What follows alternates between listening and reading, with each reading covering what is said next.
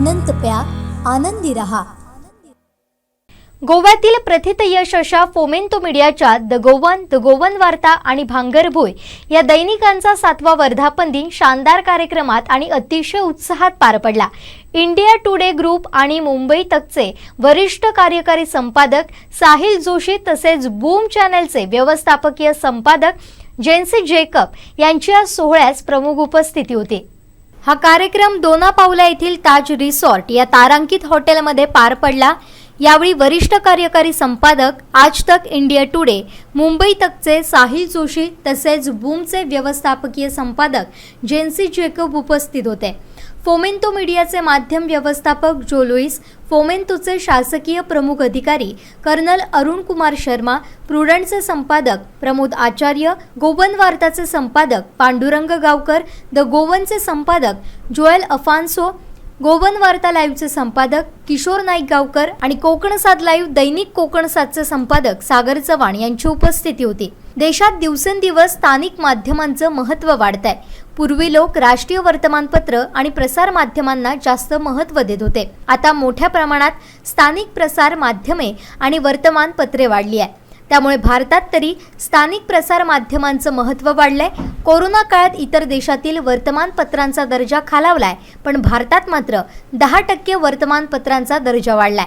तो पुढे 26% जाणार आहे। लोकांपर्यंत चांगल्या तसेच सत्य बातम्या कशा प्रकारे पोहोचवता येतील हे पत्रकारांचं काम आहे, असंही यावेळी साहिल जोशी यांनी सांगितलंय।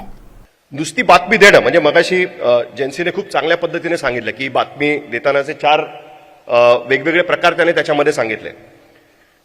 नॉर्मली आजकाल टीव्ही म्हटलं की पटकन डोक्यात काय येतं तुमच्या, सेन्सेशन, काहीतरी सेन्सेशनल असेल त्याच वेळेस लोक टीव्हीकडे वळतात। तसं नाही आहे ॲक्च्युली बघायला गेलं तर। आणि मी हंबली ही गोष्ट सांगू इच्छितो की कोविडमध्ये ज्या पद्धतीने टेलिव्हिजन आणि मीडियामधल्या लोकांनी, न्यूजपेपरमधल्या लोकांनी, न्यूजपेपर येत नसताना सुद्धा ज्या पद्धतीने पत्रकारांनी काम केलं, म्हणजे Covid is the longest story I have ever covered. म्हणजे कुठली गोष्ट स्टार्टिंग पॉईंट असतो आणि एंड पॉईंट असतो। एखादी घटना सुरू झाली, मुंबईमध्ये सपोज टेरर अटॅक झाला, तर 26 तारखेला टेरर अटॅक सुरू झाला, 26 नोव्हेंबरला 30 तारखेला संपला, त्याच्यानंतर त्याचे आफ्टरमथ तुम्ही कव्हर करत जाता। कोविड ही एकमेव असं कव्हरेज होतं की जे 4 महिने सलग सतत रोज कव्हर केलं गेलं पत्रकारांकडनं। एका बाजूला मग त्याच्यामध्ये अनेक पद्धतीने ते कव्हरेज झालं। म्हणजे भारतामध्ये दुर्दैवाने बीट बेस्ड रिपोर्टिंग फार कमी होतं, कारण त्याला तेवढं इम्पॉर्टन्स राहत नाही, तर तेवढे लोक आपण हायर करत नाही अनफॉर्च्युनेटली। पण हेल्थ नावाचं बीट भारतामध्ये नव्हतं पूर्वी कधी, ते कोविडमुळे आलं। कारण तुम्हाला माहिती द्यायची गरज होती लोकांना की बाबा कोविडमध्ये काय आहे, कोविड म्हणजे काय प्रकार आहे, कोविडमध्ये नवीन गोष्टी सतत होत होत्या। त्यामुळे एक तर ती जबाबदारी तुमच्यावर आली, खोटी माहिती देता येत नाही त्याच्यामध्ये, कारण फक्त न्यूज चॅनल्स एकमेव असं माध्यम होतं लोकांकडे की ज्याच्यातनं लोकांना माहिती मिळत होती। अख्खं जग बंद होतं पूर्णपणे तुमचं। आणि सेम एखादी स्टोरी की जी पणजीमधला एखादा रिपोर्टर कव्हर करत होता, तीच स्टोरी न्यूयॉर्कमधला रिपोर्टर पण कव्हर करत होता, सेम स्टोरी कव्हर करत होता। त्यामुळे सगळ्या जणांचं कनेक्शन एकत्र होतं। ही जी गोष्ट आहे ना कोविडमध्ये केलेली, त्याच्यामुळे अनेक पत्रकारांना अनेक गोष्टी समजून आल्या की एखादा लोकल माणूस सुद्धा कसा ग्लोबल असू शकतो, कारण ग्लोबली काय चाललेलं आहे कोविडमध्ये त्याचा रिसर्च करून ते लोकांपर्यंत इथे पोहोचवणं ही जबाबदारी सुद्धा पत्रकारांवरती आली। एखादी धारावी कशा पद्धतीने बंद झालेली आहे ही गोष्ट परदेशात बसलेल्या माणसाला सुद्धा इंटरेस्टिंग होती की बाबा धारावीसारखी झोपडपट्टी कशी बंद करून ठेवली आहे, ते काम सुद्धा पत्रकारांनी केलं। सो सगळ्या बाजूनी कुठेतरी पत्रकार ज्या पद्धतीने रस्त्यावर उतरले आणि जीवाला न घाबरता लोकांनी कामं केली। आपण काय सुपरमॅन नाही होत पत्रकार म्हणून, आपल्याकडे काय सुपर पॉवर्स नाही दिलेल्या आहेत। जी गोष्ट इतरांना होऊ शकते तीच आपल्यालाही होऊ शकते। पण पत्रकाराचं ते एक काय म्हणतात त्याला, एक अमेझिंग गोष्ट आहे पत्रकारामध्ये असते की नॉर्मली एखादी घटना घडल्यानंतर लोक तिकडनं दूर जायला लागतात, तर त्या बाजूला पत्रकार जात असतात। तसंच कोविडचं झालं। कोविड झाल्यानंतर लोक घरात बसले आणि पत्रकार स्वतःहून बाहेर पडले, कोणी मास्क घालून, कोणी काय करून, पीपीई किट घालून सुद्धा पत्रकार बाहेर फिरत होते। इथपर्यंत लोकांनी कामं केलेली आहेत आणि त्याच्यामुळे आपण आपलं कौतुक करणं कुठेतरी आवश्यक आहे। ही गोष्ट मान्य आहे। आता म्हणजे आत्ताच्या डिस्कशनमध्ये या गोष्टी खूप निघतील की पत्रकारितेचा दर्जा घसरलाय, पत्रकारिता आता बदलली आहे। पत्रकारितेचा दर्जा हा गेले 100 वर्ष घसरतच चाललाय। त्याच्यामुळे त्याची अजिबात चिंता करू नका. घसरलेला दर्जा परत ठीक होऊ शकतो. त्यामुळे अनेक जी नवीन मुलं येतात त्यांनी काही निराश व्हायचं कारण नाहीये माझ्या मते तरी. तुम्ही स्वतःला रिइन्व्हेंट करणं आवश्यक असतं प्रत्येक ह्याच्यामध्ये. एखादी गोष्ट बंद झाली तर दुसरी गोष्ट उघडत असते आणि कोविडने ते दाखवून दिलं. अनेक पत्रकार हे कोविडमध्ये रिइन्व्हेंट झाले. त्यांना नव्या पद्धतीने गोष्टी करण्याची ऊर्जा मिळाली. त्याच्यामध्ये एखादी गोष्ट डिटेलिंगमध्ये कशी केली पाहिजे हे कोविडने तुम्हाला शिकवलं. हे कोविडने मला शिकवलं. कोविडने तुम्हाला क्रायसिस कव्हर करणं शिकवलं. कोविडमध्ये तुम्हाला हेल्थ वाईज टिप्स देणं शिकवलं. कोविडमध्ये मायग्रंट लोक इकडून तिकडे कसे जात आहेत हे कव्हर करणं सुद्धा तुम्हाला शिकवलं. सो पत्रकारिता ही रिइन्व्हेंट होत असते. पत्रकारितेचा डाऊनफॉल झाला आहे हे लोक 1960 मध्ये पण म्हणायचे. हे लोक 1930 साली पण म्हणायचे. ज्या वेळेस पहिलं वर्तमानपत्र झालं म्हणजे मुंबईत परवाच कार्यक्रम झाला की गुजराती वर्तमानपत्र, मुंबईतलं पहिलं वर्तमानपत्र गुजराती वर्तमानपत्र 1822 मध्ये ते वर्तमानपत्र झालं. त्याच्यानंतर 2 वर्षानंतर सुद्धा लोक म्हणायचे की पत्रकारितेचा दर्जा घसरलेला. त्यामुळे घसरलेल्या दर्जाची तुम्ही चिंता करू नका. तुम्ही तुमचं काम जेन्युअनली करा. हा जो संघर्ष आहे की इंडिपेंडेंट पत्रकारिता काय, इंडिपेंडेंट पत्रकारितेला सपोर्ट कोण करणार, इंडिपेंडेंट पत्रकारितेसाठी फायनान्स कोण आणून देणार, सगळी सोंग आणता येतात. पैशाचं सोंग आणता येत नाही. तुम्हाला पत्रकारिता जगवायची असेल, तुम्हाला जर मीडिया जगवायची असेल तर तुम्हाला स्वतःच्या पायावरती फायनान्शियली स्ट्रॉंग उभं राहावं लागेल. याच्याबद्दल वादच नाही. तो मार्ग तुम्ही कसा घेता ह्याच्याबद्दल डेफिनेटली वाद असू शकतो. पण या गोष्टी सतत होत राहणार आहेत. ही गोष्ट तुम्हाला समजून घेतली पाहिजे.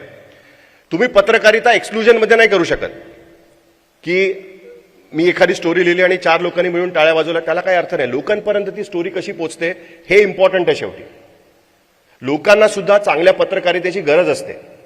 बऱ्याचदा पत्रकारांना इको चेंबर्समध्ये जायची सवय असते. इको चेंबर्सचा अर्थ असा की आपण आपल्याच बबलमध्ये फिरत असतो. आपण एखादी स्टोरी करतो, वा वा छान स्टोरी झाली, आपण टाळ्या वाजवतो. लोकांपर्यंत ती स्टोरी पोहोचत नाही तर त्याला काही अर्थ राहत नाही. आणि आता सगळ्यात महत्वाचं असं आहे की डिजिटल माध्यमांमुळे ती संधी तुमच्यापैकी प्रत्येकाला मिळून आलेली आहे. तुमच्यापैकी प्रत्येक जण हे इंडिपेंडेंट युट्यूब चॅनल आहे. तुमच्यापैकी प्रत्येक जण हे इंडिपेंडेंट फेसबुक लाईव्ह आहे. तुमच्यापैकी प्रत्येक जण हा आपला अनालिसिस लोकांपर्यंत पोहोचवू शकतो. तुम्हाला प्रमोद, मी किंवा इतर कोणाची गरज नाही सांगायची की बाबा तुम्ही जाऊन ही गोष्ट करा. तुम्हाला स्वतःला ही गोष्ट वाटू शकते. त्यामुळे आत्ताचा काळ हा अत्यंत इंटरेस्टिंग असणार आहे. जेवढं तुम्ही खोलात जाल, जेवढं तुम्ही रिजनल पोचाल, जेवढं तुम्ही तुमच्या भागामध्ये स्ट्रॉंग असाल, जेवढं तुमचं डोमेन नॉलेज चांगलं असेल, जेवढं तुम्ही स्वतःला रिइन्व्हेंट करू शकाल त्याचा फायदा होत राहील. आतापर्यंत मला त्या गोष्टीचा फायदा झालेला आहे. मला असं वाटतं की तुम्हाला सुद्धा त्या गोष्टीचा फायदा होऊ शकतो. शेवटी आपण सगळे एकच आहोत. आपण वेगवेगळ्या ठिकाणी पत्रकारिता करतो. स्थान बदलल्यामुळे काही पत्रकारिता बदलत नाही. शेवटी पत्रकारितेचे नियम हे सगळ्या ठिकाणी कॉमन असतात, सारखेच असतात.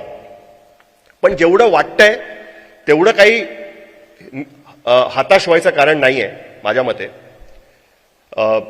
तुम्ही स्वतःला रिइन्व्हेंट केलं तर त्याच्यातनं अनेक गोष्टी नव्या होऊ शकतील. आताच्या स्पर्धात्मक जीवनामध्ये लवकर बातमी पोहोचावी यासाठी बातमी देण्यास घाई केली जाते. पण बातमीची योग्य पडताळणी होत नाही. प्रत्येक बातमीचं सत्य तपासणं गरजेचं आहे. म्हणूनच पत्रकारितेचा अनुभव घेऊन बूम याची सुरुवात केली आहे. प्रत्येक पत्रकारानं प्रश्न विचारणं गरजेचं आहे. तुम्हाला जे वाटतं ते न लिहिता सत्य परिस्थिती जाणून बातमी तयार करावी. सर्वांना योग्य समान महत्त्व द्यावे. चूक तपासून सत्य मांडावं असं यावेळी उपस्थितांना मार्गदर्शन करताना जेन्सी जेकब यांनी सांगितलंय. I was thinking about it. What is the role of a journalist today? And it set me thinking. You know, we all like to, even in private conversations when we are meeting, or probably even in the newsroom, or when we are having private conversations, what do two journalists always talk about? We always talk about the dismal state of media. And we say that, you know, oh, how terrible it is, you know, this is not happening, that is not happening. There is a crisis in journalism today. But I often say that the crisis in journalism today is also not because of external factors, is not because the readers are not discerning, is not because the viewers are actually wanting more noise and sensationalism over credible stories, but it is also the problem that we have created over a period of time. Journalists and editors have failed to do what is sacrosanct, to do what probably much more older generation of journalists have done consistently over a period of time, that is reporting facts, and have run after viral news, have run after getting in more views without paying close attention to the craft of what journalism is all about. Every journalist should ask the right questions. If you don't ask the right questions, your reader or your viewer will discern over a period of time that you're not batting for them. You're batting for someone else. You're either batting for the political class, or if you're a business journalist, you're batting for the corporates, or any other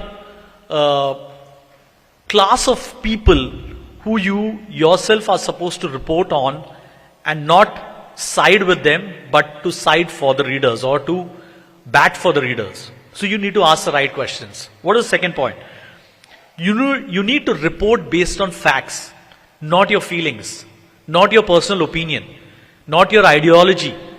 This is something that this is a cardinal rule that journalists today are forgetting. And I blame the editors and the star anchors, not Pramod here, but star anchors who have created this culture of glamour about being an editor or of being a face on television. And some of them I've worked with in the past, very well-meaning, anchors and reporters and editors who started out doing their job well, but over a period of time got caught in this web of glamour and the fact that they started believing their own voice, which is why they don't report based on facts. They report based on their ideology and their opinion and the class of people whom they feel that they need to serve because it serves their petty interests. So, as young journalists, I would like to point out to you that please report based on facts and nothing else. Third, to attribute honestly. Every time you feel that you don't have all the facts with you, and sometimes it's possible, right? There's a bomb blast or there's an accident. You have your reporter on the ground. Your reporter is not an eyewitness, but he is listening to others giving him context or others saying that, okay, when I came here, something like this happened, I saw this incident happening. Please attribute honestly. If you have the cops telling you something, please say that, either report based on, if they are willing to go on record, or say that, that a source in the police have said it. But please attribute honestly. Don't kind of broad-base things and say things which you want readers and viewers to believe you just because you're saying it. Because eventually what happens is that creates a culture of trying to mix things which are not based on facts on the ground. Fourth, and this is very important, it's important in today's context, please punch up and not downwards. We are always punching downwards. If there is a minority community, you will target them only because you know that they cannot hit you back. If you believe that there are a class of politicians who probably are not in power, so they cannot do any harm to you, so you will try and keep on targeting them. If there are political parties in the opposition who will not come to power in the foreseeable future, keep questioning them. Don't question people who are in power. Unfortunately, this has become the reality of Indian journalism today.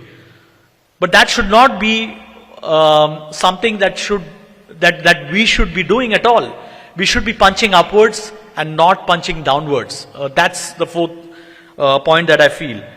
Fifth, and which is very important, which I don't see most media doing today, is to accept when you go wrong and to correct immediately.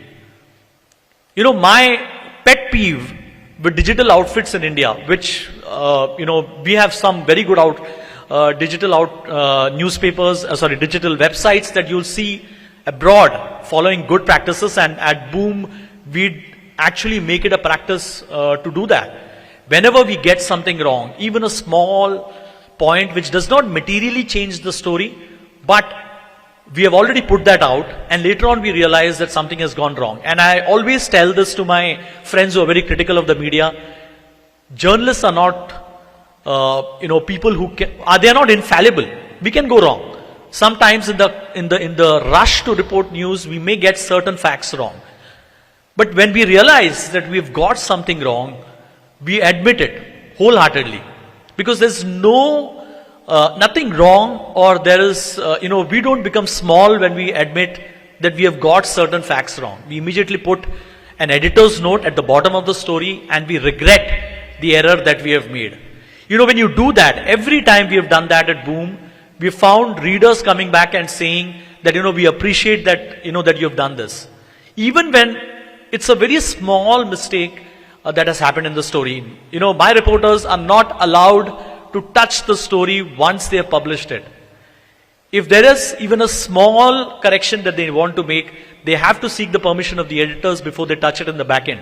Suppose if they do it, we may not even realize it. But as a matter of principle and a matter of rule, they cannot do it. They have to raise it with the editors.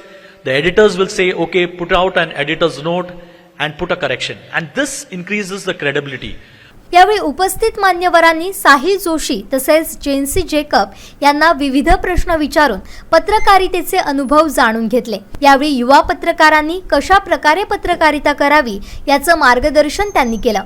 या कार्यक्रमाचे माध्यम व्यवस्थापक जो Lewis आणि संपादक किशोर नाईक गावकर यांनी आकर्षक असं सूत्रसंचालन केलं। यावेळी फोमेंतोच्या या तिन्ही वर्तमानपत्रामध्ये 7 वर्ष पूर्ण झालेल्या सर्व कर्मचाऱ्यांचे मान्यवरांच्या हस्ते मानचिन्ह देऊन सत्कार करण्यात आला।